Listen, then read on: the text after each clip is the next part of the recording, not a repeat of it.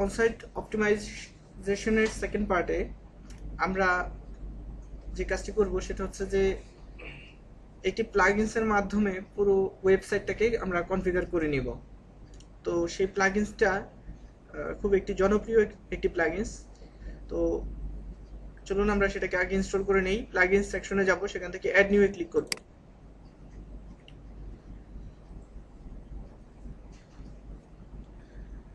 এরপর আমরা লিখব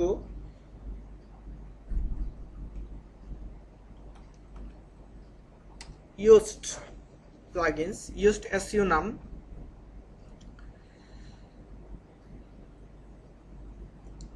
যেটা টিম ইয়োস্টের কর্তৃক নির্মিত। তো আমরা এটাকে এখন ইনস্টল করে নিচ্ছি।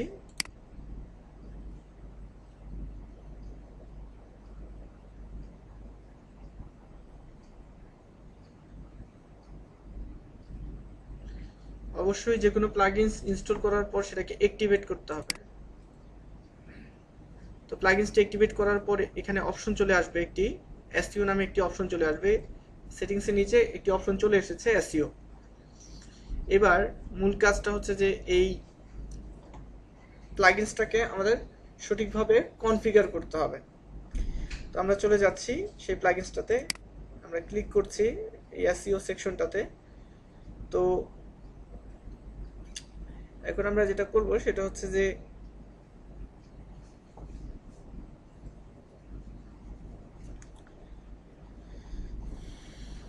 প্রথমে চলে যাব ইউর ইনফোতে। ইউর ইনফোতে এখানে আমরা আমাদের সাইটের যে নাম থাকবে সেই নামটা আমরা দিব, অর্থাৎ সাইটের টাইটেল যেটাকে আমরা বলি।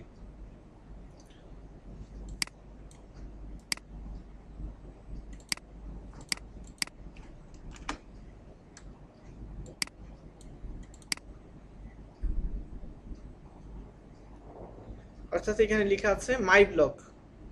তো মাই ব্লগটাই হচ্ছে আমাদের এই সাইটের জন্য টাইটেল হিসেবে কাজ করছে। সার্চ ইঞ্জিনে যখন আমরা এটাকে আমরা নিব তখন সেটা টাইটেলটাকে মাই ব্লগ হিসেবে নিবে।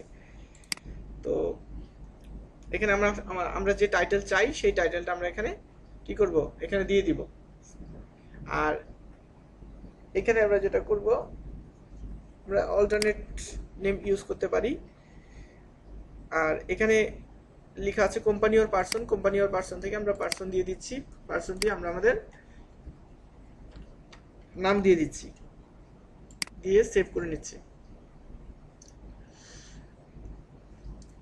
এরপর ওয়েবমাস্টার টুল। এই ওয়েবমাস্টার টুল সেকশনে আমরা আমাদের এই ওয়েবসাইটটা যে আমাদের, সেটা গুগলের কাছে ভেরিফাই করতে হবে। সেই ক্ষেত্রেই এই ওয়েবসাইটে ইউজারদের যে এঙ্গেজমেন্ট এবং সার্চ ইঞ্জিনে যে র্যাঙ্কিং রিপোর্ট, সেই রিপোর্টটা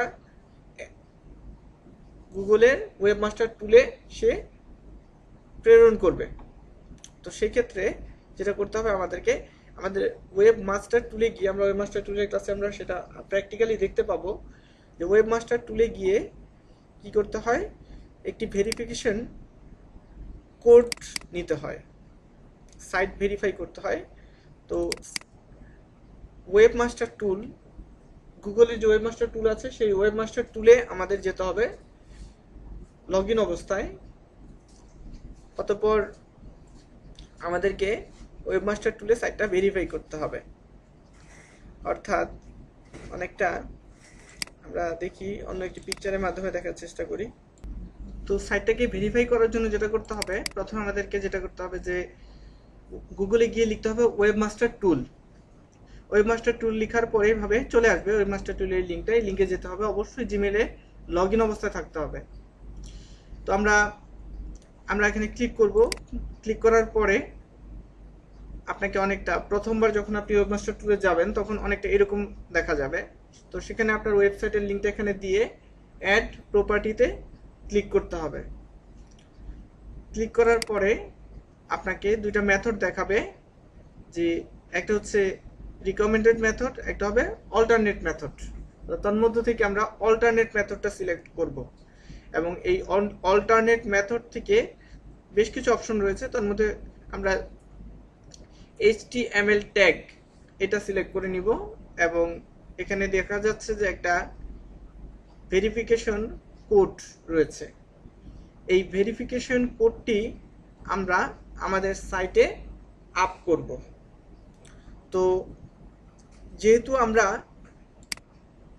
ইয়োস্ট প্লাগইনসটা ব্যবহার করছি, সেই ক্ষেত্রে আমাকে সিম্পলি যেটা করতে হবে, জাস্ট এই ইনভার্টেড কমার ভিতরে যে কোডটুকু দেখা যাচ্ছে এটা কপি করে আমার এই এসইওর এই অপশনটাতে এসে জেনারেলে ওয়েবমাস্টার টুলের এই গুগল সার্চ কনসোল এই জায়গায় এনে সেটাকে পেস্ট করতে হবে।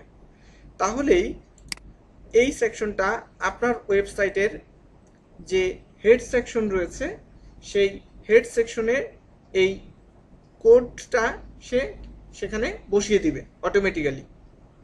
যদি সেটা আপনার কি হয়, যদি সেটা আপনার সিএমএস প্ল্যাটফর্মের সাইট হয়, অর্থাৎ কন্টেন্ট ম্যানেজমেন্ট সিস্টেম প্ল্যাটফর্মের সাইট হয়। আর যদি আপনার ওয়েবসাইটটা সিএমএস প্ল্যাটফর্ম না হয়, অর্থাৎ এইচটিএমএল সিএসএস ফরম্যাটেড হয়, যেটা কোডিংয়ের মাধ্যমে করতে হয়, বা পিএইচপি, সেই ক্ষেত্রে যেটা করতে হবে আপনাকে এই রিকমেন্ডেড মেথড থেকে সেটাকে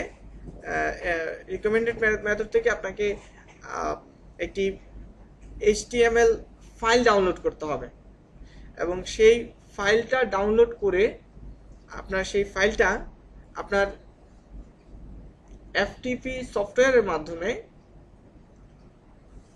ওই ফাইলটা এইচটিএমএল ফাইলটা আপনার সাইটে রুট ফোল্ডারে আপ করতে হবে, যদি আপনার ওয়েবসাইটে কি হয়, সিএমএস প্ল্যাটফর্মে না হয়। ঠিক আছে, ওয়েবসাইটটি ভেরিফাই করার জন্য আমরা অ্যাড প্রপার্টিতে ক্লিক করছি, কন্টিনিউ ক্লিক করব। আমরা কন্টিনিউ ক্লিক করার পরে যেটা আমরা একটু আগে চিত্রতে দেখলাম, দুইটা মেথডের কথা বলা হচ্ছিল, তাই না? একটা হচ্ছে রিকমেন্ডেড আর একটা ছিল অল্টারনেট মেথড। তো অল্টারনেট মেথডের ক্ষেত্রে এইচটিএমএল ট্যাগে যেটা করতে হয়, এইচটিএমএল ট্যাগ যেটা, এই কোডটুকু কি করতে হবে, কপি করে কোথায় রাখতে হবে এই বক্সটাতে, গুগল সার্চ কনসোল। আর যদি আপনার ওয়েবসাইটটা এরকম হয় যে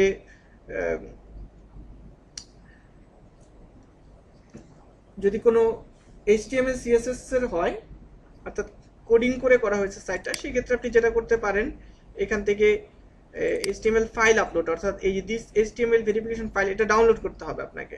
ঠিক আছে, এই ফাইলটা ডাউনলোড করতে হবে। এই ফাইলটাকে ডাউনলোড করে যেটা করতে হবে আপনাকে, আপনার ওয়েবসাইটে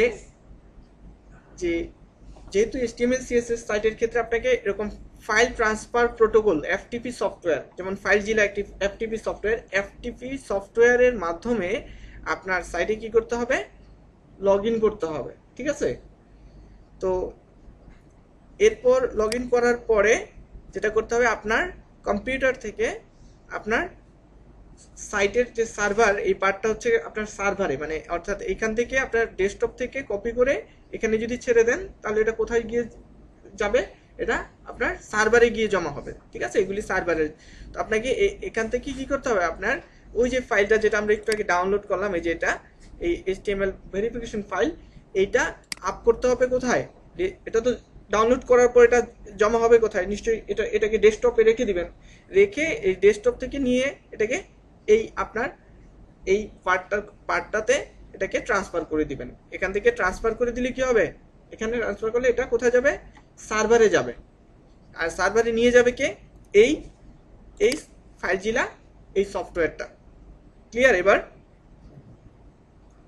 এরপর যেটা করতে হবে, যখন আপনি আপনার এই এইচটিএমএল ফাইল বলুন বা এইচটিএমএল ট্যাগ বলুন, যেটাই বলুন, এটা যখন আপনার ওয়েবসাইটে সে অ্যাভেলেবেল দেখবে, দেন আপনি তারপর কি করবেন, ভেরিফাইয়ে ক্লিক করবেন। ভেরিফাইয়ে ক্লিক করলে আপনাকে সে কি করবে, কংগ্রেচুলেশন জানাবে। ঠিক আছে, কংগ্রেচুলেশন জানাবে। সো দেন এরপরে আপনাকে কিছুদিন অপেক্ষা করতে হবে। এরপর আপনি আপনার এই ওয়েবমাস্টার টুলে আপনার ওয়েবসাইটে ভিজিটররা আসলে কিভাবে আসছে, কোন কিওয়ার্ডে আসছে, কোন কান্ট্রি থেকে আসছে, কি কি প্রবলেম আছে, এই রিপোর্টগুলো আপনি ওয়েবমাস্টার টুলে দেখতে পাবেন। তো আমরা সেই বিষয়গুলো আমাদের ওয়েবমাস্টার টুলেই ক্লাসে আমরা বিস্তারিত জানবো। যে এখানে আমাদের কি কি করণীয়। আচ্ছা, তো যাই হোক, তো আমরা এই অংশটাতে আবার ফিরে যাই। এছাড়া আপনি যদি এরকম আরো কিছু সার্চ ইঞ্জিনেও যদি আপনার ওয়েবসাইটে ইন্ডেক্স করাতে চান, যেমন ধরেন বিং এ যদি করাতে চান বা ইয়ান্ডেক্সে যদি করাতে চান, ঠিক একই মেথড। প্রত্যেকটা ওয়েব সার্চ ইঞ্জিনেরই কি আছে, ওয়েবমাস্টার টুল আছে। তো প্রত্যেকটা ওয়েবমাস্টার টুলে লগ ইন করার পর যখন আপনি আপনার ওয়েবসাইটে অ্যাড করবেন, তারাও ঠিক একইভাবে আপনাকে হয় HTML ট্যাগ দিবে, নয়তো HTML কোড দিবে। ঠিক ওইভাবেই আমরা এখানে বসিয়ে দিব, বা আমরা FTP সফটওয়্যারের মাধ্যমে সেটা আপ করে দিব, একই মেথড। তো এরপর সিকিউরিটি। তো সিকিউরিটির পার্টটা থেকে আমরা যেটা করতে পারি, এটাকে এনেবল করে সেভ করে দিতে পারি, ঠিক আছে, এটা সেভ চেঞ্জেস দিব। তো এই গেল আমার জেনারেলের কাজ। এরপর টাইটেলস অ্যান্ড মেটাস। টাইটেলস অ্যান্ড মেটাসে আসার পরে যেটা করতে হবে, আমরা চলে যাব হোম পেজ। এই হোম পেজে আসার পরে আমাদের যেটা করতে হবে সেটা হচ্ছে যে, আমরা দেখতে পাচ্ছি এখন আমরা কোথায় আছি, হোম পেজে আছি, তাই না? তো হোম পেজে আছি, ভালো কথা। তো হোম পেজে আসার পরে আমরা যেটা করতে পারি সেটা হচ্ছে, আমরা এখানে একটা ডেসক্রিপশন দিয়ে দিতে পারি। আমাদের যে সাইট সম্পর্কে যে একটা বর্ণনা, সেটা আমরা দিয়ে দিতে পারি 150 ক্যারেক্টারের মধ্যে দিয়ে দিব, ম্যাক্সিমাম 160। তো 155 এর মধ্যে রেখে আমরা আমাদের একটা ডেসক্রিপশন আমরা দিয়ে দিব, দিয়ে এটাকে চেঞ্জ করে নিব। এরপর পোস্ট টাইপ। তো এই পোস্ট টাইপে হচ্ছে যে প্রত্যেকটা ইন্ডিভিজুয়াল যে আর্টিকেলের পেজ থাকবে বা পোস্ট থাকবে, যাই বলি আমরা, তো সেই জায়গাটাতে কিভাবে দেখাবে। তো সেটার যে বিষয়টা সেটা হচ্ছে যে, এখানে আমরা যে অংশটুকু দেখতে পাচ্ছি, এই অংশটুকু এতটুকু আমরা কি করব, মুছে দিব। এতটুকু আমরা মুছে দিব। প্রশ্ন হচ্ছে যে কেন মুছে দিব। আচ্ছা, চলুন আমরা এই সাইটটাতে যাই, এবং যাওয়ার পরে আমরা ধরুন এটা একটা পোস্ট পেজ, ঠিক আছে, এখানে ক্লিক করতেছি। তো ক্লিক করলাম। ক্লিক করার পরে আমরা যেটা করব সেটা হচ্ছে যে, লক্ষ্য করুন আমরা যে এটার হোম পেজেও এখানে হোম পেজে আছে। তো হোম পেজে দেখেন হোম পেজের টাইটেলটা কি, মাই ব্লগ, তাই তো? হোম পেজের টাইটেলটা হচ্ছে মাই ব্লগ। এখন এটা কোথায়, এটা হচ্ছে একটা আর্টিকেল, মানে একটা পোস্ট পেজ। তো পোস্ট পেজের দেখেন, পোস্ট পেজের টাইটেল কি, পোস্ট পেজের টাইটেলটা হচ্ছে দ্য মাস্ট হ্যাভ, দেখা যাচ্ছে আপনাদের, the must have Adobe Photoshop assets for designers, তাই তো? কিন্তু দেখেন তারপরে আবার লেখা আছে মাই ব্লগ। তাহলে এই মাই ব্লগ কথাটা আসলে কিসের, মানে হোম পেজের টাইটেল ছিল না? তার মানে দাঁড়াচ্ছে যে, যদি আপনার ওয়েবসাইটে 100টা আর্টিকেল থাকে, 100টা আর্টিকেলেই 100 বার ওই একই টাইটেল 100 জায়গায় থাকবে, তাহলে কি টাইটেল ডুপ্লিকেট হয়ে যাবে না? হ্যাঁ। বা যদি এমন হয় যে ধরেন কথার কথা, এখানে যে টাইটেলটা ওইটাই আপনার কিওয়ার্ড, তাহলে কি হবে, যে যে ধরনের আর্টিকেলই আপনি লিখেন না কেন, সব আর্টিকেলের টাইটেলেই কিন্তু আপনার কি হচ্ছে, এই মাই ব্লগ, মানে অর্থাৎ আপনার কিওয়ার্ডটা কিন্তু সব জায়গায় অ্যাভেলেবেল। তাহলে জিনিসটা কিন্তু ন্যাচারাল হচ্ছে না, এবং কি হয়ে যাচ্ছে, কিওয়ার্ড স্টাফিং হয়ে যাচ্ছে, মানে কিওয়ার্ডটাকে মানে প্রতিটা পোস্টে আপনি ব্যবহার করতেছেন টাইটেল। আমার মনে হয় এটার কোনো প্রয়োজন নাই, ঠিক আছে? তো এই জন্য যেটা করা যায় সেটা হচ্ছে যে, আমরা এখান থেকে এই অংশটুকু মুছে দিব। যদি আমরা এই অংশটুকু মুছে দেই, মুছে দিয়ে যদি আমরা এবার সেভ করি, এছাড়া ইন্ডিভিজুয়াল পেজের ক্ষেত্রে যেমন অ্যাবাউট আস, কন্ট্যাক্ট আস, সেই ক্ষেত্রে আমরা এটাকে মুছে দিতে পারি। এটাকে মুছে দিচ্ছি। তো মুছে দিলাম। মিডিয়ার ক্ষেত্রেও আমরা মুছে দিচ্ছি, দিয়ে ফাইনালি সেভ করে নিব। আচ্ছা, তো সেভে ক্লিক করব। সেভে ক্লিক করার পরে আমরা আমাদের যে পোস্ট পেজ, সেই পোস্ট পেজটাতে আমরা যেটা করব, এটা সেভ হচ্ছে,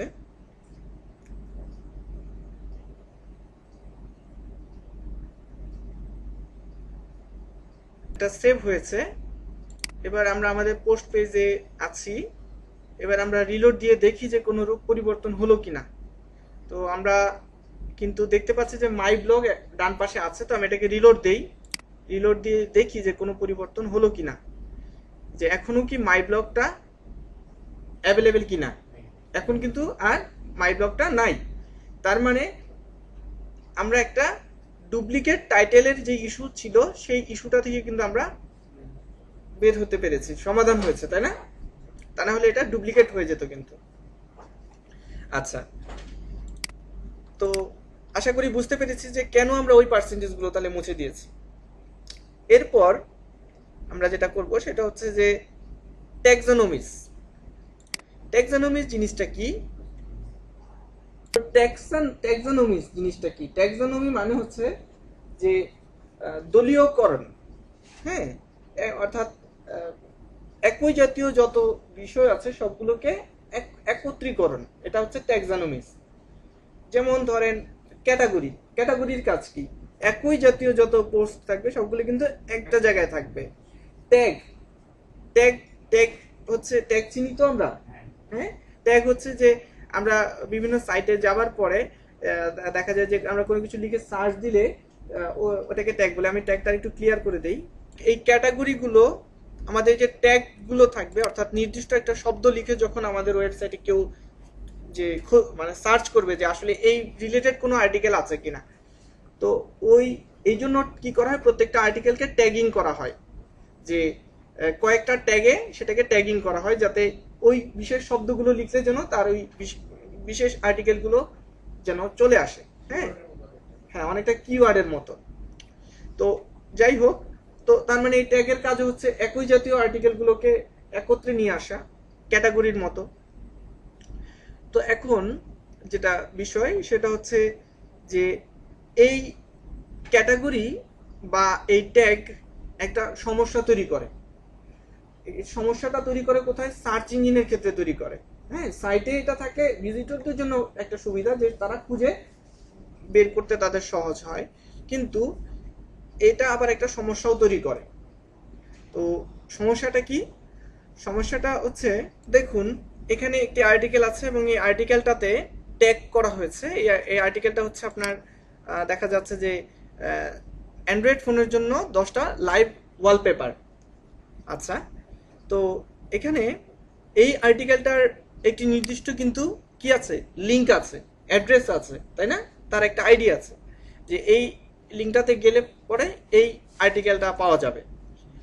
পাশাপাশি এটাকে ট্যাগিং করার ফলে যে যদি কেউ অ্যান্ড্রয়েড লাইভ ওয়ালপেপার লিখেও সার্চ দেয় তাহলেও যেন এই আর্টিকেলটা পাওয়া যায়, তাহলে এটা ভিজিটরদের সুবিধার জন্য ট্যাগিং করা হয়েছে। তবে সমস্যাটা হচ্ছে দেখেন যে এই একই আর্টিকেল আমরা যদি এই ট্যাগিং মানে এই ট্যাগের লিঙ্কে যাই, অর্থাৎ দেখেন এখন কিন্তু এইটা একটা লিঙ্ক আর এটা কিন্তু সম্পূর্ণ ভিন্ন আরেকটা লিঙ্ক, তাই না? তাহলে ভিন্ন একটা অ্যাড্রেসে ওই একই আর্টিকেল অ্যাভেলেবেল, একই আর্টিকেল অ্যাভেলেবেল। এখন তাহলে সার্চ ইঞ্জিন কনফিউজড হয়ে যাবে যে বিষয়টা কি। তাহলে আসলে এই আর্টিকেলটা মূলত কার? এই আর্টিকেলটা কি তাহলে এই লিঙ্কের নাকি এই লিঙ্কের?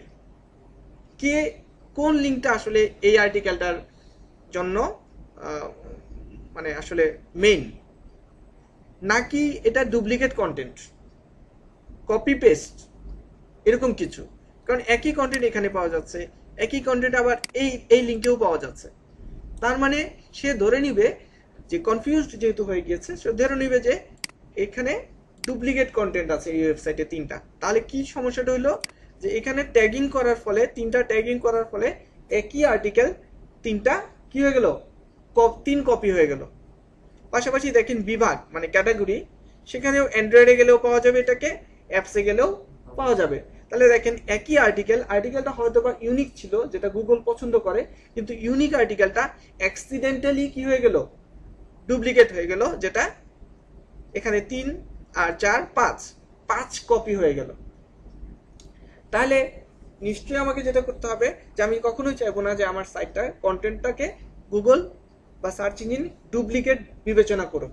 তো এটা থেকে বাঁচার জন্য আমাদেরকে কি করতে হবে? তাহলে আমাদেরকে যেটা করতে হবে যে সার্চ ইঞ্জিনকে স্পেসিফাই করে দিতে হবে যে না, এই আর্টিকেলটার আসলে মূল লিঙ্ক হচ্ছে এটা, আর বাদ বাকি যা যা আছে সবগুলো কি অন্য লিঙ্কের ক্ষেত্রে যেন এই আর্টিকেলটাকে সে বিবেচনা না করে। ঠিক আছে? তো এটাকে বলে আসলে ক্যানোনিকালাইজ করা। আমরা দেখবো সেটা পরবর্তীতে।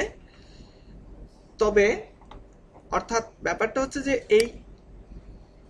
এই ট্যাগ এবং এই ক্যাটাগরিটাও তাহলে কি করে? একটা accidental duplicate content issue create করে। তো এই জন্য আমাদের কি করতে হবে? আমরা যেটা করব যে এই ক্যাটাগরিটাকে কি করে দিব? নো ইন্ডেক্স করে দিব, এবং এই ট্যাগসটাকেও কি করে দিব? নো ইন্ডেক্স করে দিব। যে এইগুলো আমার ইন্ডেক্স হওয়ার প্রয়োজন নেই, আমার মূল লিঙ্কটা ইন্ডেক্স হলেই চলবে। বুঝা গেছে বিষয়টা? কারণ আমার র্যাঙ্কে যাবে হচ্ছে এটাকে এই লিঙ্কটার যেন র্যাঙ্কে যায়, আমি সেটা চাচ্ছি, আমি ওরগুলো চাচ্ছি না। তো এই জন্য আমি এগুলো কি করে দিলাম? অপশনটা চেঞ্জ করে দিলাম। চেঞ্জ করে কি করতে হবে? সেভে ক্লিক করতে হবে। আচ্ছা, তো সেভে ক্লিক করলাম। এরপর কাজ হচ্ছে আর্কাইভস। একইভাবে ট্যাক্সোনমির মতো আর্কাইভস এবং আর্কাইভস দুই ধরনের, একটা হচ্ছে অথর আর্কাইভস আর একটা হচ্ছে ডেট আর্কাইভস। অর্থাৎ সাধারণত আমরা ডেট মানে মাসের তারিখ ভিত্তিতেও কিন্তু অনেক সময় আমরা আর্টিকেল খুঁজে পাই, তাই না? আর্কাইভস। তো সেটাতেও একটা সমস্যা, কারণ ওই নির্দিষ্ট মাসের জন্য আবার আলাদা আরেকটা লিঙ্ক জেনারেট হতে পারে, তাহলে কন্টেন্ট আবার আরেক কপি হয়ে যাবে। একইভাবে অথর, যে ব্যক্তি এই একটা আর্টিকেল লিখেছে তার প্রোফাইলে যদি আমরা যাই তাহলে কি হবে? তাহলে আবার এই আর্টিকেলগুলো আবার তার প্রোফাইলের যে লিঙ্ক সেখানে গেলেও কি হবে? সেখানেও পাওয়া যাবে। তার মানে এই অথর আর্কাইভস এবং ডেট আর্কাইভস এগুলিও কি করে? আমার অ্যাক্সিডেন্টাল ডুপ্লিকেট কন্টেন্ট ইস্যুটা ক্রিয়েট করে ফেলে। তো আমি চাইবো না যে আমার কন্টেন্টটা এরকম পরিস্থিতিতে পড়ুক। এই জন্য আমরা সেটাকেও কি করে দিচ্ছি? অথর আর্কাইভসটাকে আমরা ডিসেবল করতে পারি, বা এখান থেকে আমরা চাইলে নো ইন্ডেক্স করতে পারি। ঠিক আছে? এরকম আমরা করতে পারি। আর এটা তো নো ইন্ডেক্স আছেই, ডেট বেসড আর্কাইভস। দেন আমরা এটা কি করে দিব? সেভ করে নিব।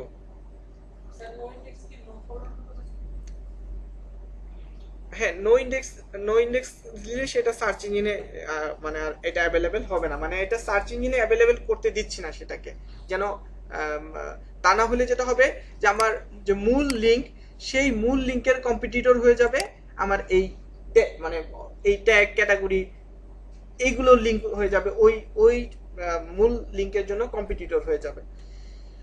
তো এরপর আমরা চলে যাব আদার্স আসার পরে আমাদের যে কাজ সেটা হচ্ছে যে আমরা যদি একটু এরকম যাই যে, যেমন ধরেন আমরা এটার হোম পেজে যাচ্ছি। তো হোম পেজে যাওয়ার পরে একটা জিনিস খেয়াল করেন, সেটা কি? সেটা হচ্ছে যে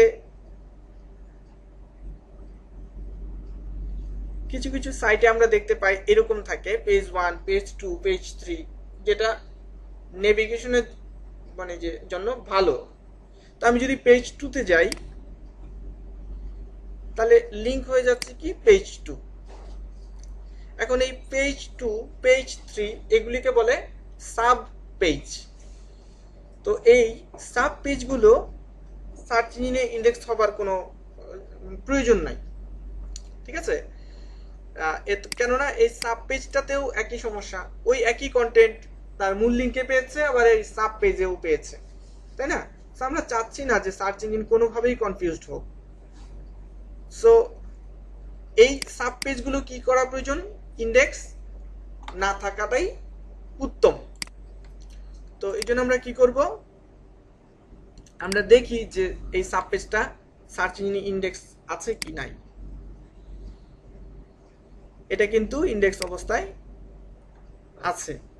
সো এটা কিন্তু ইন্ডেক্স থাকাটা উচিত না, কারণ আমার এই সাব পেজ ইন্ডেক্স থাকার দরকার নেই। তো ঠিক আছে? কেন? দেখেন আরেকটা সমস্যা দেখেন, এই সাব পেজে কি হলো, হোম পেজে যে টাইটেলটা ঠিক একই টাইটেল তার পেজ 2, পেজ 3, পেজ 4 যতগুলি পেজ আছে সব পেজে একই টাইটেল। তার মানে এই ওয়েবসাইটের হোম পেজের টাইটেল কি হয়ে গেছে, ডুপ্লিকেট হয়ে গেছে, এবং যেটা সার্চ ইঞ্জিনেও ইন্ডেক্স অবস্থায় আছে। তাই এটা কি করছে, এটা একে তো সার্চারকেও কনফিউজ করছে আর সার্চ ইঞ্জিনকেও কনফিউজ করছে। সো আমরা নিশ্চয়ই চাইবো না এই কনফিউশনটা ক্রিয়েট হোক। দ্যাটস ওয়াই আমরা এই সাব পেজগুলোকে কি করে দিব, নো ইন্ডেক্স করে দিব। তো আমরা এটাকে নো ইন্ডেক্স করে দিলাম। এরপর মেটা কিওয়ার্ড, এটা যিনি এই প্লাগইনটা তৈরি করেছেন তিনিই বলতেছেন যে I don't know why you want to use meta keywords, but if you want to enable this. আমার মনে হয় না এটা এনেবল করার প্রয়োজন আছে, কারণ একটা সময় এই মেটা কিওয়ার্ডটা ইম্পর্টেন্ট ছিল, কিন্তু এখন খুব একটা এটাকে আর ইম্পর্টেন্স দেয়া হয় না। কারণ মানুষ মেটা কিওয়ার্ডটাকে কি করতো, মেটা কিওয়ার্ডটাকে মানুষ অ্যাবিউজ করা শুরু করেছে। কারণ মেটা কিওয়ার্ডটা কি, মেটা কিওয়ার্ডটা হচ্ছে একটা সাইটের যে হেড সেকশনটা থাকে, এই হেড সেকশনটাতে কি করে, এই হেড সেকশনটাতে তারা তাদের এই কিওয়ার্ডটাকে দেখানোর চেষ্টা করে। এছাড়া এখানে বলা হচ্ছে যে ফোর্স নো ডিপি মেটা রোবোস ট্যাগ সাইট ওয়াইড, সার্চ ইঞ্জিনকে কি করতেছে, মানে বিভিন্ন ধরনের যে আপনার ডিরেক্টরি থাকে সেই ডিরেক্টরিগুলো যেন অটোমেটিক্যালি কি করে, আপনার সাইটের যে ডেসক্রিপশনটা আছে সেই ডেসক্রিপশনটাকে সে অটোমেটিক্যালি নিয়ে নেয়। তো এতে ডেসক্রিপশনটা কি হয়ে যায়, অনেক সময় ডুপ্লিকেট হয়ে যায়। তো বলা হচ্ছে যে আপনি আপনি এটা কি করতে চান, এটাকে কিভাবে রাখতে চান। সো আপনি এটাকে আপনি চাইলে এটাকে যেভাবে আছে সেভাবেও চাইলে আপনি রাখতে পারেন। দেন সেভ। এরপর যেটা করব আমরা টাইটেলস এন্ড মেটা সেকশনটা দেখলাম। তারপর হচ্ছে সোশ্যাল পার্ট। তো এই সোশ্যাল পার্টটা নিয়ে তেমন কিছু বলার নাই, কারণ এখানে আপনাকে যেটা করতে হবে, সোশ্যাল মিডিয়ার লিঙ্কগুলো এখানে প্রোভাইড করতে হবে। বিভিন্ন যে সোশ্যাল মিডিয়া আছে সেগুলো আমরা এখানে প্রোভাইড করব। তো এই পার্টটুকু আমরা আলোচনায় আনছি না। এরপর হচ্ছে এক্সএমএল সাইট ম্যাপ। আচ্ছা, তো সাইট ম্যাপের যে বিষয়টা, সাইট ম্যাপে এখানে 1000 দেয়া আছে। আর সাইট ম্যাপ জিনিসটা কি, আমরা এটা আগে এটা জানা প্রয়োজন যে সাইট ম্যাপ হচ্ছে আপনার ওয়েবসাইটে কোথায় কি আছে না আছে তার পুরো একটা লিস্ট, যেন সার্চ ইঞ্জিন এসে আপনার ওয়েবসাইটটাকে খুব ইজিলি যেন সে রিড করতে পারে। তো এই জন্য কি করতে হয়, একটা সাইট ম্যাপ থাকা লাগে। তো সাইট ম্যাপ যেটা হয়, সাইট ম্যাপটা আপনাকে ক্রিয়েট করে নিতে হয় সাইট ম্যাপ। তো যখন HTML বা CSS PHP প্ল্যাটফর্মে যে সকল ওয়েবসাইট হয় সেখানে সাইট ম্যাপটা জেনারেট করে সাইটে আপ করতে হয়। আর CMS প্ল্যাটফর্মের ক্ষেত্রে, যেটা আমরা এখন ব্যবহার করতেছি ওয়ার্ডপ্রেস, সেই ক্ষেত্রে এই সাইট ম্যাপটা আর আলাদাভাবে জেনারেট বা আলাদাভাবে আপলোড করার প্রয়োজন হয় না। এই প্লাগইনসটাই অটোমেটিক্যালি কি করে, একটা সাইট ম্যাপ সে জেনারেট করে এবং সেটাকে সে সার্ভারে রাখে। বুঝে গেছি বিষয়টা? এই জন্যই CMS প্ল্যাটফর্মটা এত জনপ্রিয়, যে এটা অটোমেটিক্যালি অনেক কাজগুলো করে দেয়। তো যাই হোক, আমাদেরকে যেটা করতে হবে সেটা হচ্ছে যে প্রথমে দেখা যাচ্ছে এখানে XML সাইট ম্যাপ ফাংশনালিটি। তো এটা অনেক সময় এরকম হয় যে আপনারা যেটা করবেন সেটা হচ্ছে যে অনেক সময় এটা দেখেন সবগুলো অপশনই কিন্তু বলা থাকে যে আপনি কি করতে চান। তো এটা ডিফল্ট ভাবে এনেবল করা আছে। তো অনেক ক্ষেত্রে যেটা হয় যে যেহেতু ডিফল্ট ভাবে এনেবল করা, সেক্ষেত্রে অনেক সময় এটা কাজ করে না। তো এটা যেটা করতে হবে, আপনাকে ডিসেবল বাটনে ক্লিক করে আবার এনেবল ক্লিক করবেন, তাহলে এটা পারফেক্ট ভাবে কাজ করা শুরু করবে। ওকে, তো যাই হোক, আমরা এখানে ক্লিক করে দেখি যে আমার সাইট ম্যাপটা কাজ করছে কিনা। দেখেন বলতেছে যে সাইট ম্যাপ পায় নাই সে। তো আমরা এটাকে ডিসেবল করে সেভ করে নিচ্ছি। এবার আবার নতুন করে এটাকে এনেবল করব। এটাকে এনেবল করে নিচ্ছি এবং এনেবল করে এটাকে সেভ করে নিচ্ছি।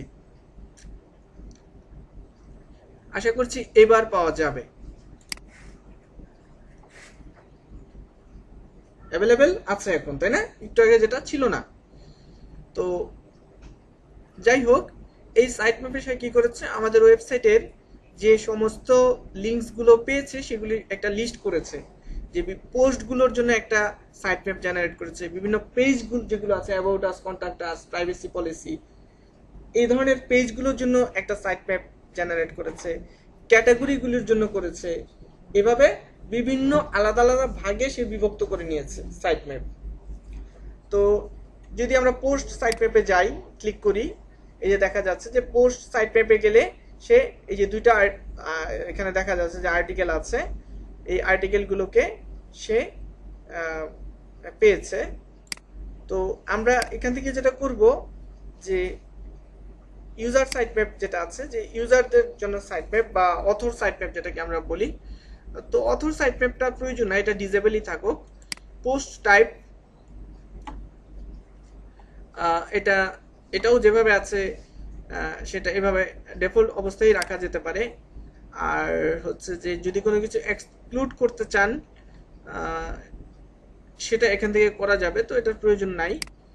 আর ট্যাক্সোনমিস থেকে যে আপনি যদি মনে করেন যে না ক্যাটাগরিটা সাইট ম্যাপে রাখতে চাচ্ছেন না, তাহলে নট ইন সাইট ম্যাপ দিবেন এবং ট্যাগগুলো নট ইন সাইট ম্যাপ দিয়ে দিবেন।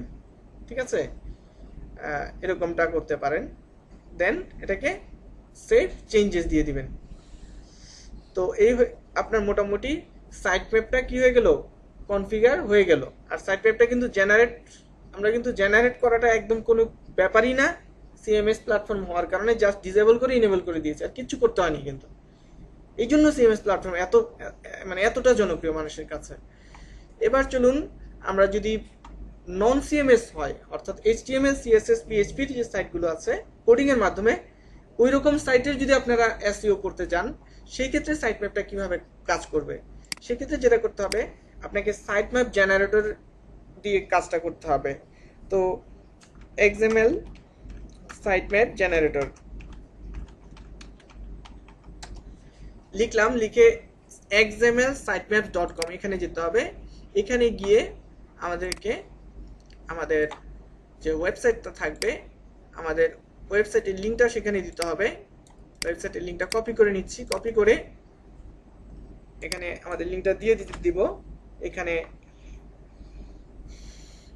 প্রায়োরিটি আমরা অটোমেটিক ক্যালকুলেট প্রায়োরিটি দিয়ে দিচ্ছি, আর ফ্রিকোয়েন্সিটা আমরা দিয়ে দিচ্ছি অলওয়েজ দিয়ে দিচ্ছি, যেহেতু এটা একটা ব্লগ, নিয়মিত এটা কি হবে আর্টিকেল আসবে। এবং স্টার্টে ক্লিক করব, ক্লিক করার পরে এটা কি করবে, কিছুটা সময় নিয়ে যদি পোস্ট থাকে অনেক বেশি তাহলে একটু বেশি সময় লাগবে, আর পোস্ট কম থাকলে একদম কম সময় লাগবে। তো হ্যাঁ, হয়ে গেছে আমাদের এটা। এখন এটাকে কি বলতেছে যে সাইট ম্যাপ ফাইলটা সে জেনারেট করে ফেলেছে। এটা আমরা এই টুলটার মাধ্যমে সাইট ম্যাপ জেনারেট করেছি। জেনারেট করার পর হেয়ারে ক্লিক করলে সে আমাদের কি করবে, সাইট ম্যাপটা সে এই যে ডাউনলোড করেছি। এবার বলতেছে যে এই সাইট ম্যাপের এই ফাইলটা কি করতে হবে, আমাদের এফটিপি সফটওয়্যার দিয়ে আমাদের আপলোড করতে হবে। কোথায়, আমাদের সার্ভারের ডোমেইনের রুট ফোল্ডারে। বুঝে গেছে? যখন আমরা এই ফাইলটাকে আমাদের সার্ভারে আপ করব, অর্থাৎ একটু আগে আমরা একটা পিকচার দেখেছিলাম, তো এই যে ফাইলটা ডাউনলোড হলো, এই ফাইলটা কি করতে হবে, আমাদের যে এফটিপি সফটওয়্যার থাকবে, এই এফটিপি সফটওয়্যার দিয়ে আমাদের কি করতে হবে, এই রুট ফোল্ডারে কি করতে হবে, এটাকে আপ করতে হবে। ওকে, যদি এটা কি ধরনের সাইট হয়, নন সিএমএস, সেই ক্ষেত্রে এই কাজটা করতে হবে। তো আপ করার পরে যেটা হবে, তারা বলতেছে যে যদি সফলভাবে আপ করতে পারি আমরা, তাহলে আমরা এই যে এই লিঙ্কটাতে যদি যাই, তাহলে কি হবে, আমরা আমাদের সাইট ম্যাপটাকে খুঁজে পাবো। তো এখন আমরা পাবো না, কারণ আমরা তো এই ফাইলটা আপ করি নাই, তাই না? এটা পেজ নট ফাউন্ড দেখাবে, কারণ আমরা আমাদের সাইট ম্যাপ জেনারেট করেছি একটা প্লাগইনসের মাধ্যমে, এবং সেই প্লাগইনসটা একটা বিকল্প একটি সাইট ম্যাপ জেনারেট করেছে, তাই বিকল্প একটি সাইট ম্যাপের লিঙ্ক ক্রিয়েট হয়েছে। আপনারা কি ক্লিয়ার বিষয়টার সাথে? তো আমরা বিভিন্ন মার্কেট প্লেসে কাজ থাকে যে তাদের সাইট ম্যাপটা জেনারেট করে দিতে হবে। তো যদি সিএমএস হয় তাহলে এভাবে ইজিলি করা যাচ্ছে। আর যদি সিএমএস না হয় সেক্ষেত্রে যে আমরা একটা পিকচার দেখলাম সেই পিকচারের মাধ্যমে এই কাজটা করতে হয়। এছাড়া আরেকটা পদ্ধতি আছে, আরেকটা যে বিকল্প পদ্ধতি সেটা হচ্ছে যে আমরা যে আমাদের যে এফটিপি সফটওয়্যার ছাড়াও আমরা যে আমাদের যে সার্ভারটা আছে এই সার্ভার থেকেও আমরা একটা কাজ করতে পারবো। যে সি প্যানেলটা আছে, সি প্যানেল থেকে এই ফাইল ম্যানেজারে এসে এখান থেকে আমরা যদি গোতে যাই, গোতে যাওয়ার পরে এখানেও কিন্তু আমরা আমাদের রুট যে ফোল্ডারগুলো আছে এই ফোল্ডারগুলো কিন্তু দেখতে পাচ্ছি। আমরা চাইলে এখানেও কিন্তু আমাদের সেই ফাইলটাকে কি করতে পারি, যে সাইট ম্যাপের যে ফাইলটা সেটাকে আমরা চাইলে এখানেও আমরা আপ করতে পারি। তো আমার মনে হয় যে এইসব করার প্রয়োজন পড়বে না সিএমএস প্ল্যাটফর্ম হলে। সিএমএস প্ল্যাটফর্ম হলে আপনি সেটা একটা প্লাগইনসের মাধ্যমে করে দিলেই এটা ভালো হয়, কারণ এখানে যেটা দেখাচ্ছে এটা আসলে নন সিএমএস একটা মেথড দেখাচ্ছে। ঠিক আছে, তো যাই হোক, তো আমরা এইভাবে আমাদের সাইট ম্যাপটা জেনারেট করে আমরা চাইলে আপ করতে পারি। আচ্ছা, এরপর আমরা যেটা করব সেটা হচ্ছে যে অ্যাডভান্সে যাই। তাহলে আমরা সাইট ম্যাপ কিভাবে কাজ করে এবং কিভাবে এটাকে আপ করা যায় সেটা দেখে নিলাম। এরপর অ্যাডভান্সে বলা হচ্ছে এখানে এটা ব্রেক টাইমের প্রয়োজন পড়বে না আপনাদের খুব একটা, তাই এটা স্কিপ করছি। তারপর পারমালিংকস, এই পারমালিংকসে আসবো। তো পারমালিংকসে আসার পর যে কাজটা করতে হবে সেটা হচ্ছে যে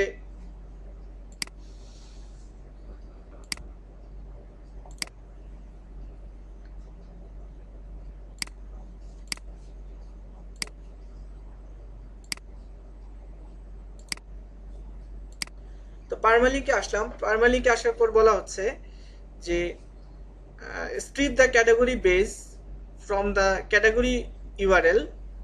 তো এটা যেভাবে আছে সেভাবে আমরা রাখতে পারি, মানে ক্যাটাগরি ইউআরএল এর ক্ষেত্রে ক্যাটাগরি মানে ক্যাটাগরি ইউআরএল এর ক্ষেত্রে যেন মানে ওই ক্যাটাগরির নাম দিয়ে লিংকটা জেনারেট হয়। এরপর বলা হচ্ছে redirect attachment URL two post URL. তো আমরা যদি ধরুন কোনো পেজে যাই, তো তখন যেটা হয় যে যেমন ধরুন এই যে পেজটা, এই পেজটার একটা কি আছে, লিংক আছে, তাই না? তো এটা তার একটা অ্যাড্রেস। এখন এই অ্যাড্রেসটাতে এই পিকচারটা আছে না, তার মানে এই পিকচারটা কার, এই লিংকের। কিন্তু সমস্যাটা হচ্ছে যে এই ইমেজের আরেকটা ইন্ডিভিজুয়াল লিংক আছে।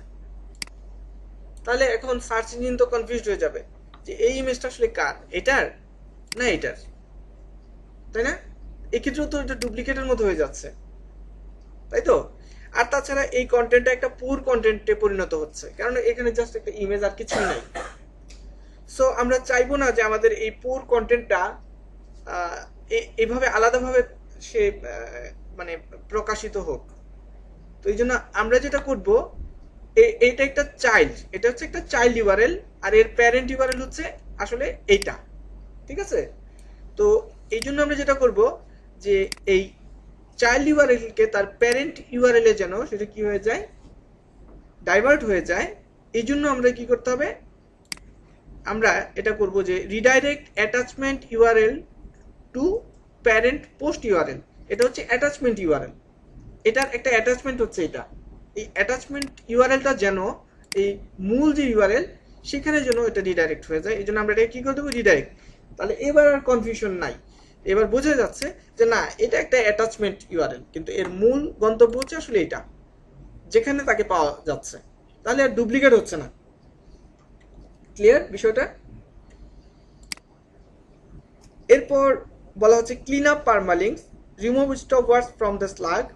অপ্রয়োজনীয় কিছু শব্দ আছে যেগুলি আমাদের যে স্ল্যাগ অর্থাৎ যে মানে নির্দিষ্ট কিছু লিঙ্ক তৈরি হয়, সেখানে মানে আপনি কি রাখতে চাচ্ছেন কি রাখতে চাচ্ছেন না। তো আমার মনে হয় ওটাকে আপনি যেটা করা হয় এটা যেভাবে আছে এভাবেই থাকুক।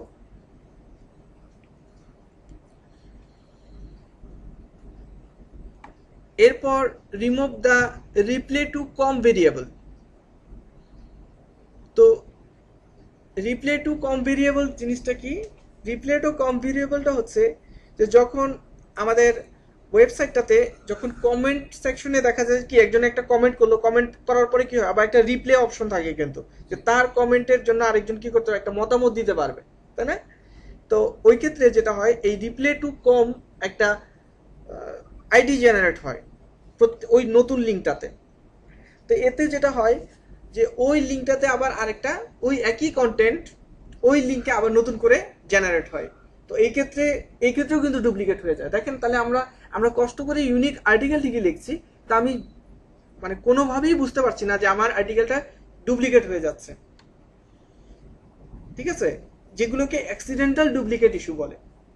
সো দ্যাটস ওয়াই আমরা এখানে যেটা বলা হচ্ছে যে এই রিপ্লে টু কম ভেরিয়েবলের যে লিঙ্কসগুলো জেনারেট হয় সেই জায়গাগুলিতেও কিন্তু আপনার কন্টেন্টটা অ্যাভেলেবেল। তো আপনি এখন এটা কি করতে চাচ্ছেন, এখানে স্পষ্ট করে বলা আছে যে this prevents threaded replace from working when the user have JavaScript disabled, but on a large site can mean a huge improvement in crawl efficiency for search engine when you have a lot of comments.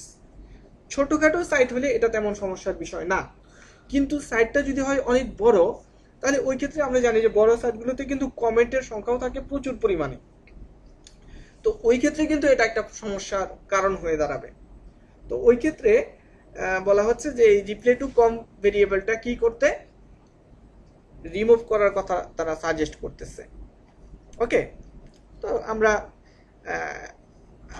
আমাদের সাইটের ক্ষেত্রে আমরা ছোট সাইটের ক্ষেত্রে আমরা চাইলে এটা অ্যাজ ইউজুয়াল যেভাবে আছে অ্যাজ ইট ইজ আমরা রাখতে পারি, বা আমরা প্রয়োজন বোধে পরিবর্তন করতে পারি।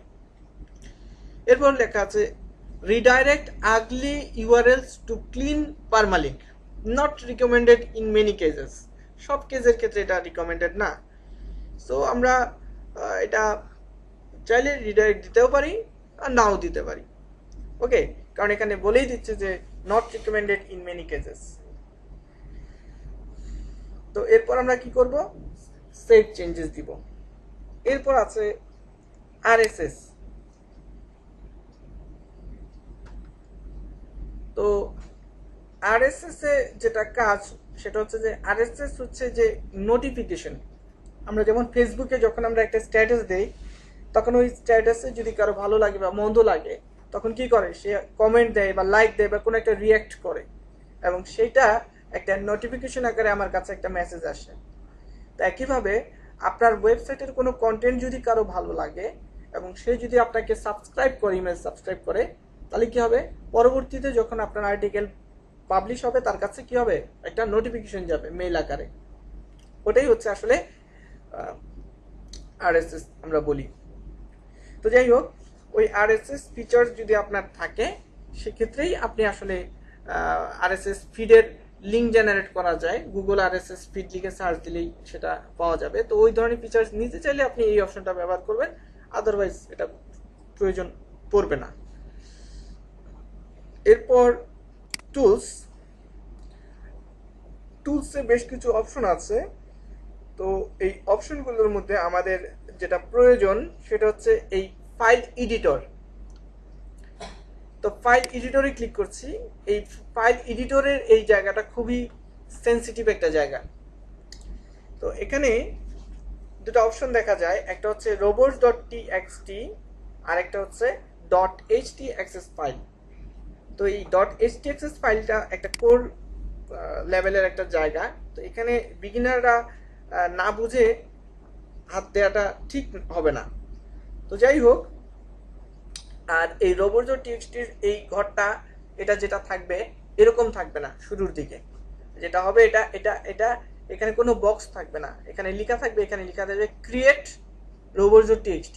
যখন ক্রিয়েটে ক্লিক করবেন তখন কি হবে, এরকম একটা বক্স জেনারেট হবে। ক্লিয়ার? আচ্ছা, এখন robots.txt জিনিসটা কি বা এটা কেন প্রয়োজন? robots.txt টা যেটা হচ্ছে যে আপনার ওয়েবসাইটে নির্দিষ্ট কিছু কিছু পেজকে সার্চ ইঞ্জিন পেজ যেগুলো থাকবে সেগুলোতে সার্চ ইঞ্জিন যেন অ্যাক্সেস না থাকে সেই জায়গাগুলিতে, এই জন্য robots.txt নামে একটি ফাইল ওয়েবসাইটে থাকতে দেখা যায়। তো কেন আমরা আমাদের নির্দিষ্ট কিছু ওয়েব সাইট আমাদের সাইটের পেজকে কেন মানে সার্চ ইঞ্জিনকে ইন্ডেক্স বা এটাকে মানে অ্যাক্সেস দিব না, এটার কারণ হচ্ছে আমরা কিছুক্ষণ আগে আমরা যে কাজটা করেছিলাম যে আমাদের ট্যাগ আমাদের ক্যাটাগরি এগুলি কি করে, ডুপ্লিকেট কন্টেন্ট ক্রিয়েট করে, তাই না? তাহলে আমাদের উচিত হবে না আমাদের ওই ধরনের ডুপ্লিকেট কন্টেন্ট ক্রিয়েট করে এমন লিঙ্কগুলো কি হোক অ্যাক্সেস থাকুক। তো যদি অ্যাক্সেসই না থাকে তাহলে তো আর সেই ডুপ্লিকেট কন্টেন্ট বলে বিবেচনা করারও তার সুযোগ নেই, তাই না? তো এই জন্য আমরা যেটা করতে পারি এই জায়গাটাতে কমান্ড দিয়ে আমি সেটা তাকে ক্লিয়ার করে দিতে পারি। তো চলুন আমরা robots.txt সম্পর্কে আরো একটু বিস্তারিত জানি।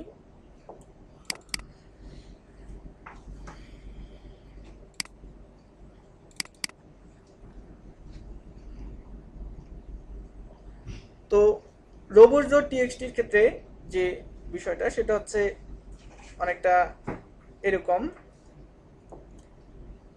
এখানে দেখেন লেখা আছে ইউজার এজেন্ট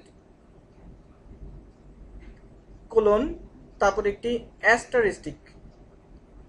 এর মানে হচ্ছে এটা একটা ওয়াইল্ড কার্ড বোঝাচ্ছে, এটার দ্বারা এই ওয়াইল্ড কার্ড দ্বারা বোঝাচ্ছে যে সকল সার্চ ইঞ্জিনকে বোঝাচ্ছে, সকল সার্চ ইঞ্জিনকে বোঝাচ্ছে।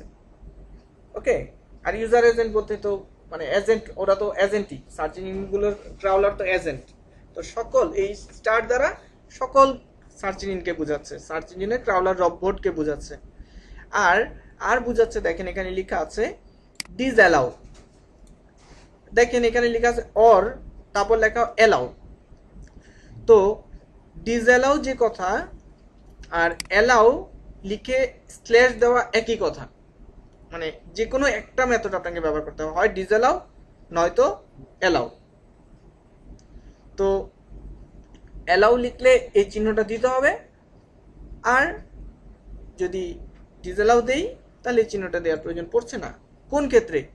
যখন আপনি আপনার ওয়েবসাইটের সমস্ত কিছু ইন্ডেক্স করতে চান, তাহলে সমস্ত কিছু যদি আপনি ইন্ডেক্সই করেন তাহলে তার robots.txt থাকার প্রয়োজন নাই, কারণ robots.txt এর কাজই তো হচ্ছে কিছু নির্দিষ্ট ফাইল ফোল্ডার বা পেজকে ব্লক করে দেওয়া। তো সবই যদি ইন্ডেক্স হয় তাহলে তো আর কাজ রইল না তার কোনো।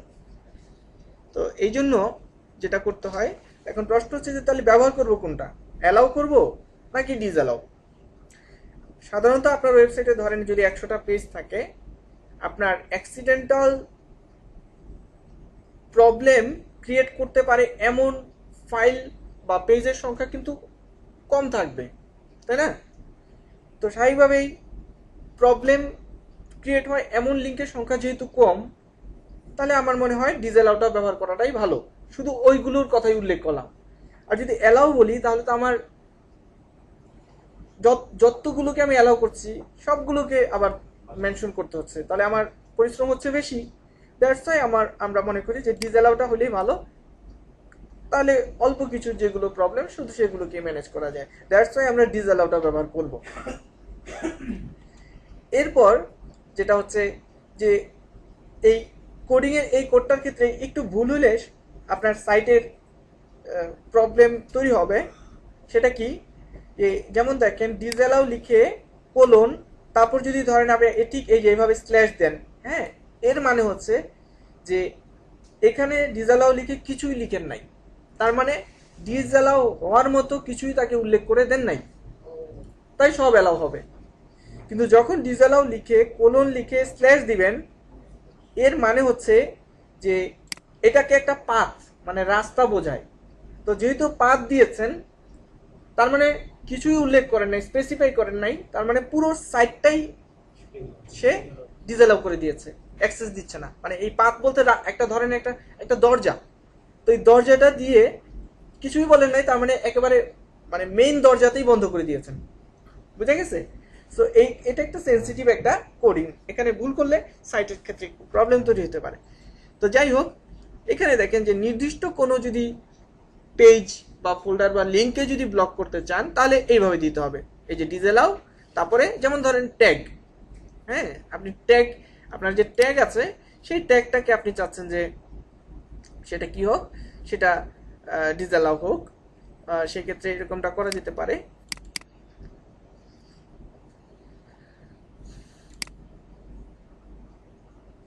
আচ্ছা, তো এখানে আমরা যেখানে ছিলাম এখানে, তো আমরা সেই নির্দিষ্ট যেমন ক্যাটাগরি ছিল, আমাদের ট্যাগ ছিল, সেটাকে এখানে কি লিখতে হবে, তাহলে এখানে ক্যাটাগরি হলে ক্যাটাগরি লিখতে হবে, ট্যাগ হলে ট্যাগ লিখতে হবে। মিডিয়া কোনো যদি এমন হয় যে আপনার ওয়েবসাইটে যত পিকচার আছে এগুলি সবগুলি একত্রে যেন ইন্ডেক্স না হয়ে যায়, তাহলে আপনি মিডিয়া দিতে পারেন। ওকে, এরকম হবে। আবার যদি এরকম করতে চান যে না, আমার নির্দিষ্ট একটা ফোল্ডার বা একটা কিছু, সেটা মানে ডিসঅ্যালাউ হবে, কিন্তু তার ভেতরে যে কোনো একটা ফাইল সেটা আবার অ্যালাউ। ক্লিয়ার বিষয়টা, যে পুরো একটা ফোল্ডার সেটাকে আপনি অ্যালাউ করছেন না, কিন্তু ওই পুরো ফোল্ডারের মধ্যে নির্দিষ্ট একটা কি দুইটাকে আপনি অ্যালাউ করতেছেন, তাহলে আবার স্পেসিফাই করে দিতে হবে যে অ্যালাউ এই ফোল্ডার ওয়ানেরই এই নির্দিষ্ট এই পেজটা। বুঝা গেছে বিষয়টা? আচ্ছা, এবার আসেন যেটা একটা কমন একটা আমাদের robots.txt, যেমন দেখেন এখানে লেখা আছে ডিসঅ্যালাউ সিজিআই বিন। তো সিজিআই বিনটা থাকে কোথায়? সিজিআই বিনটা সাধারণত থাকে আপনার হচ্ছে গিয়ে এই আপনার যে কন্ট্রোল প্যানেল থাকে, এই কন্ট্রোল প্যানেলে সাধারণত এই ইম্পর্টেন্ট এই ফাইলগুলো থাকতে দেখা যায়। তো যেমন আমরা এখন দেখতে পাচ্ছি যেমন WP অ্যাডমিন, WP ইনক্লুডস, হ্যাঁ, WP content plugins, cage themes, মানে আপনার প্লাগইনসের যে পেজ, এই পেজটা তো সার্চ ইঞ্জিন ইন্ডেক্স হওয়ার প্রয়োজন নাই, আপনি কি প্লাগইনস ব্যবহার করেন এটা তো জানার প্রয়োজন নাই কারণ। এটা শুধু শুধু সার্চ ইঞ্জিনে অ্যাভেলেবেল হয়ে লাভ কি, বরং আরো এটা ক্ষতি করবে, কারণ এই লিঙ্কে যেহেতু কোনো কন্টেন্ট নাই, কিছু নাই ওরকম, সো এটা ইন্ডেক্স হওয়ার কোনো প্রয়োজন নাই। তো এরকম অপ্রয়োজনীয় জায়গাগুলো আমরা কি করতে পারি, আমরা এই robots.txt এর মাধ্যমে সেটাকে ডিসঅ্যালাউ করে রাখতে পারি। ঠিক আছে, এরকম। আর এখানে দেখেন যে প্রশ্নবোধক চিহ্নর মতো দেখতে পাচ্ছি, এর মানে হচ্ছে যে অনেক সময় দেখা যায় অনেক ধরনের ইউআরএল জেনারেট হয়, বিশেষ করে অ্যাফিলিয়েট মার্কেটিং সাইটগুলিতে দেখবেন কি বিভিন্ন ধরনের ডলারের চিহ্ন, প্রশ্নবোধক চিহ্ন ইত্যাদি চিহ্ন তৈরি হয়। তো ওই ধরনের লিঙ্কগুলো কিন্তু মোটেও কি হয় না, রিডেবল হয় না। তো এই জন্য আমরা চাচ্ছি যে এটা দ্বারা বুঝাচ্ছি যে স্টার দিয়ে বুঝাচ্ছি যে ওই সমস্ত সকল ওই ধরনের সকল লিঙ্কে বোঝানো হচ্ছে। তো এইভাবে আমরা কি করতে পারি, robots.txt তে আমরা একান্ত প্রয়োজনীয় কিছু অ্যাক্সিডেন্টাল যে জায়গাগুলো থাকে সেগুলোকে আমরা চাইলে এখানে দিয়ে সেটাকে সেভ করতে পারি। এখন প্রশ্ন হচ্ছে robots.txt-টা বুঝলাম এবং robots.txt-তে কি ধরনের কোডগুলো থাকতে পারে সেটাও বুঝলাম, কিন্তু এটাকে রাখবো কোথায় এই কোডটাকে, সেটা হচ্ছে একটা প্রশ্ন। তো এই কোডটাকে অনেকভাবে রাখা যেতে পারে।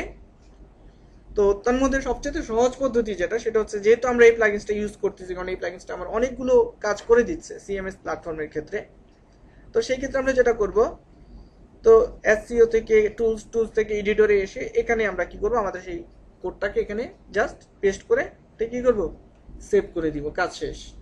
ঠিক আছে।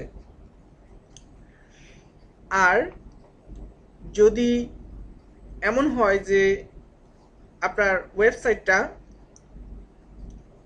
সিএমএস প্ল্যাটফর্মে না, অর্থাৎ HTML, CMS, PHP এই ধরনের প্ল্যাটফর্ম হয়, তখন তো আর এভাবে বসানোর কোনো জায়গা থাকছে না। তো সেই ক্ষেত্রে কি করবেন, সেই ক্ষেত্রে যেটা করতে হবে আপনাকে, আপনার এই কোডগুলো, এই কোডটাকে যেটা করতে হবে, ধরেন এইভাবে কপি করতে হবে, কথার কথা আমি কপি করে নিচ্ছি, কপি করে অবশ্যই সেটাকে একটা নোটপ্যাড ফাইলে সেটাকে সেভ করতে হবে। নোটপ্যাড ফাইলে সেভ করব, করার পরে আবার এখানে লিখতে হবে অ্যালাউ, লিখতে হবে এখানে লিখতে হবে অ্যালাউ, লিখতে হবে সাইট ম্যাপ দিয়ে তারপর আপনার কি করতে হবে, যে সাইট ম্যাপের যে লিঙ্কটা আপনার আছে সেই সাইট ম্যাপের লিঙ্কটা এখানে দিয়ে দিতে হবে। তাহলে আপনি এরপর কি করতে হবে, অবশ্যই সেটাকে robots.txt নামে সেটাকে সেভ করতে হবে। তার আগে চলুন আমি একটু দেখে নিই কয়েকটা সাইটের robots.txt। এইভাবে কি করতে হবে আমাদেরকে, আমরা শেষে সাইট ম্যাপের লিঙ্কটাও দিয়ে দিব। এরপর এটাকে অবশ্যই সেভ করতে হবে robots.txt নামে, ঠিক আছে? এটা robots.txt নামেই সেভ করতে হবে, অন্য কোনো নামে সেভ করা যাবে না। তো এরপর এটা সেভ হয়ে গেল। তো সেভ হওয়ার পরে এই যে robots.txt, এবার এই ফাইলটাকে আমার কি করতে হবে, আপলোড করতে হবে। যদি সেটা নন সিএমএস প্ল্যাটফর্ম হয়ে থাকে আপনার, তো এটা কোথায় আপ করব, এটা আপ করব হচ্ছে আমরা আমাদের কোথায়, আমাদের একটু আগে যে আমরা যে পিকচার দেখেছিলাম সেই ফাইল ট্রান্সফারের মাধ্যমে এই যে আপ করতে হবে robots.txt ফাইলটা আপনাকে আপ করতে হবে। ক্লিয়ার বিষয়টা? আচ্ছা, তো এখন সিএমএস হলে আমাকে আর ফাইল আপ করতে হচ্ছে না, জাস্ট ফাইলের কোডগুলি এখানে বসাই দিলেই হচ্ছে। তাহলে আমরা মনে হয় আমরা robots.txt-টা কি এবং এটা কিভাবে ব্যবহার করতে হয় সেটা আমরা ইতিমধ্যে জেনেছি। তো আর htaccess এ কিছু কাজ রয়েছে, তো htaccess নিয়েও আমরা আলোচনা করব। htaccess আমাদের কোন কোন ক্ষেত্রে আসলে কাজে দেয়, এবং আমরা মনে হয় এর আগে htaccess নিয়ে কিছু কথা হয়তো বলেছিলাম মনে হয়, হ্যাঁ কিছু কোড আমরা এখানে দিয়েছিলাম যতটুকু আমার খেয়াল পড়ে। তো যাই হোক, তো এই পার্টটুকু এরকম এই পর্যন্তই থাকবে। আর সার্চ কনসোলে আমাদের আপাতত তেমন কাজ নেই। তো এরপর আমরা যেটা নিয়ে আলোচনা করব সেটা হচ্ছে ওয়েবসাইটের আরো কিছু প্লাগইনস এবং ওয়েবসাইটে মানে গুরুত্বপূর্ণ যে প্লাগইনসগুলো প্রয়োজন সেই প্লাগইনসগুলো কিভাবে কনফিগার করা যেতে পারে এবং কিভাবে স্পিডটাকে অপটিমাইজ করা যেতে পারে, এই বিষয়গুলো নিয়ে আমরা আলোচনা করব।